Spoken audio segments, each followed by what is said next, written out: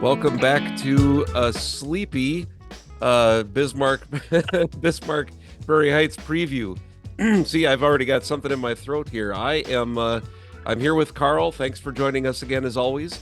Absolutely. I was letting Karl know that Janita and I just came back. We had a wonderful vacation in Arizona. I've been up for more hours than I usually am at this point in the day, and then of course flying. We flew Allegiant, and that's a little taxing in itself, but we made it, and we're back and a little bit tired, but really happy to be here, and I'm so excited. I'll get to be back at church with everyone this Sunday. It's been a couple of weeks, and it's been many months since that's happened, so I'm excited to be back. And I know we had something unique this last week. You actually you telecommuted into work, if you will. How did it go? Yeah. I didn't get a chance to see it. How did it turn out?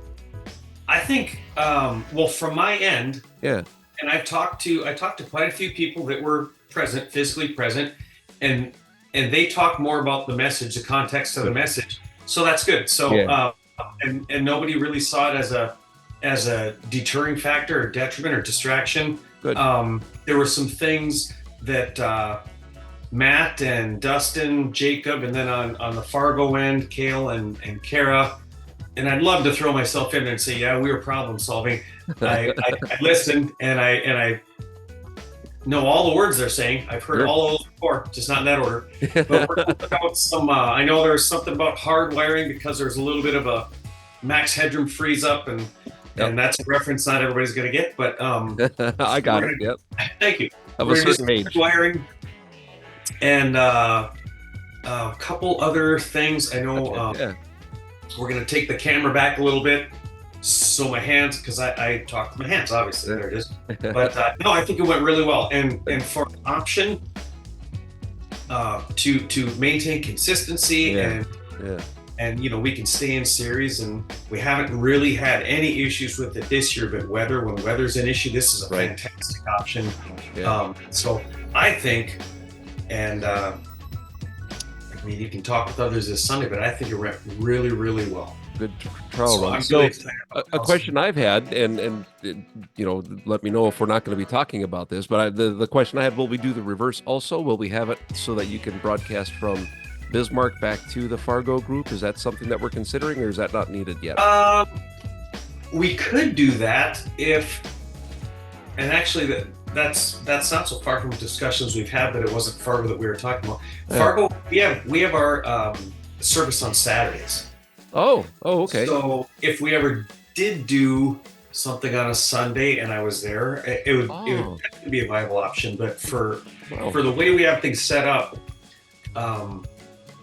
Fargo's on Saturday, so I'm really glad we're talking about that then. That's really interesting. So we have the option for the service, I'm assuming in the morning on Saturday, or is it later in the day? Yeah, okay. 10 o'clock a.m. So I was imagining in my mind it was a simulcast of a service. Like you were, so where were you physically, were you in the same room when you broadcast on Sunday? No, as a matter of fact, we set up in my basement. So I was Just some laundry? Is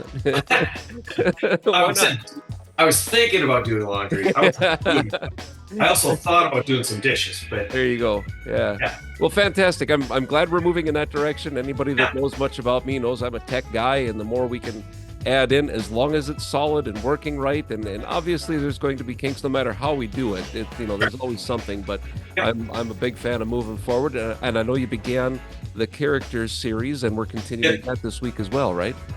yes, absolutely. Last week we were talking about Lot's wife, and if anybody from church didn't get a chance to see it, I would encourage that they go and watch that, or at the very least, read the Genesis 19.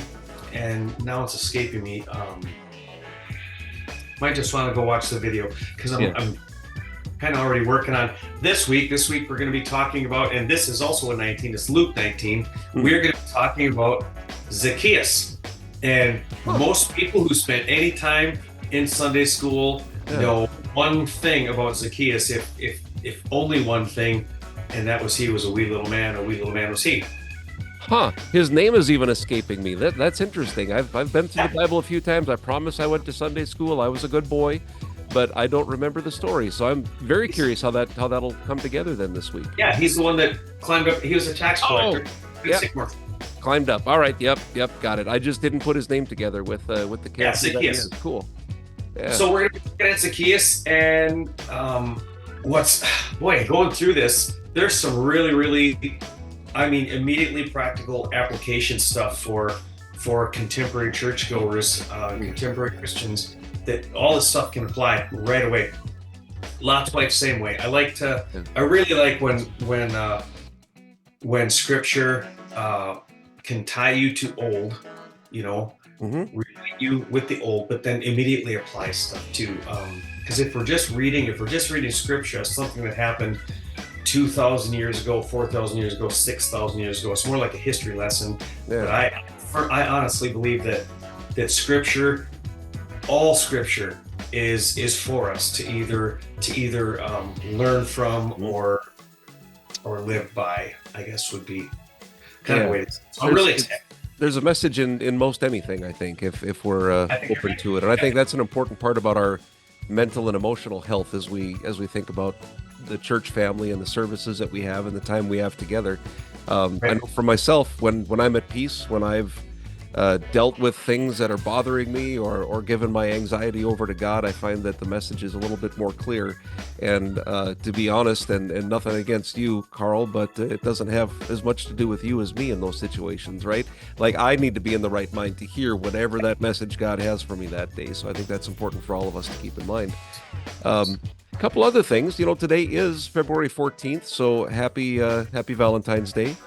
Thank you. First, yeah, and then also it is the first day of Lent, and I know we have different ways that people celebrate and get into different mindsets going into Lent. And I'll very personal thing, if you don't mind me talking about it here. I've decided that I normally don't do the give up Lent thing. For me, that usually falls in the same line as New Year's resolutions. Like that's not an important thing in my spiritual life. But this year I've decided I am giving up alcohol, and I have just as a thing. Like I want to take this time between now and Easter just as a time to set it aside and focus whatever time I'd give to talking about, thinking about, or partaking in alcohol, and give that over to God. So that's an important thing for me. And the reason it came to mind is when you talk about a wee little man, part of the reason I want to give it up, very personal, is I am no longer a wee little man. So I want to give up a few extra healthy calories in there too. So how about you? Does Lent, is there anything in you or your family and how you celebrate or maybe celebrate isn't the right mindset for this period, but the mindfulness going into it? Yeah, I'm a big fan. Like between Christmas and Easter, I am a far bigger fan of Easter, just in what it is, what it represents. And it's funny that and there's a lot of reasons that Christmas is more popular. Obviously, birth is way more exciting than death, and presents are way more exciting than eggs. Eggs. Yeah, eggs. Just it's in the middle of winter when we're looking for something, and Easter comes at spring, so there's a lot of hustle and bustle, and there's just a lot of things. But the importance of the resurrection, I mean, without the resurrection, honestly, Jesus was just a really smart guy and really charismatic. Yeah, very charismatic. Yeah, without the resurrection, he wasn't who he said he was, and we wouldn't be who we are. Yeah. So I'm very grateful for it. But I do fast every so often, you're right. Like giving up stuff for Lent, it's never really been a big thing for me. But I'm behind you all the way. If I can help you in any way, let me know.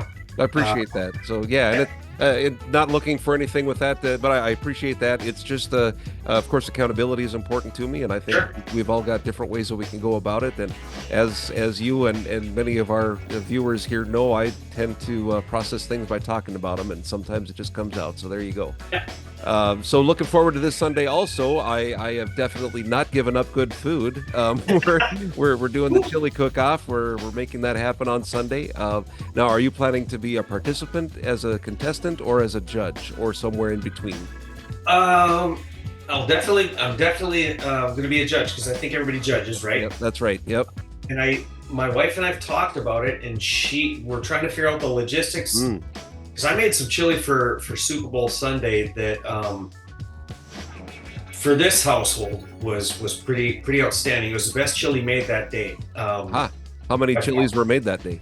Just one, but winner, chicken dinner. Take it every. well, yeah, I would keep the. Yeah. But I might bring some. My wife makes this really amazing cornbread, and I know most people go, "Oh, cornbread," but it's No. I think it's a cornbread you could eat by itself, kind of cornbread. So I'm going to try and talk her into making a batch of this now. That's always appreciated. The sides that go along with it, I'm a fan for sure. So, and I'm the same. I haven't really decided for sure what I'll be doing. Part of it has to do with, like you said, timing and getting things accomplished between now and Sunday. But I know we've got some great music lined up. The kids choir is singing this Sunday, and otherwise regular schedule: 9:30 for Sunday school, 10 o'clock for the service, and then make sure to schedule time after to stick around for chili. And I always think this is a great opportunity too. Now, any week is a good week to invite our neighbors, our friends, our family that might be a member of the unchurched like us that have come in, or someone that might be shopping for a church, or someone that doesn't know Jesus yet, whatever it is. This is a great extra reason. Hey, come on in, and yes, we'll be singing, and you'll hear a message. And then also we're going to stick around for chili, and you'll get to know people a little bit. It's a great opportunity to socialize and get folks to get to know us. So I appreciate your time, Karl. Thanks for helping us put this together and for all you do for the church. And will you be coming up before Sunday, or are we praying for you Sunday morning? That's to be determined. To be determined. All right. See how things play out. I think the weather could be fantastic, so that's not a concern. But there's a couple other factors of some stuff we're doing in Fargo, so we'll see how it is. It's one of the benefits and drawbacks of it being a nice winter, is we still get to do stuff this time of year, right? Right. Beautiful. Right, absolutely. All right. Well, we're looking forward to seeing you. Safe travels, and everybody take care out there. Thank you, Jim.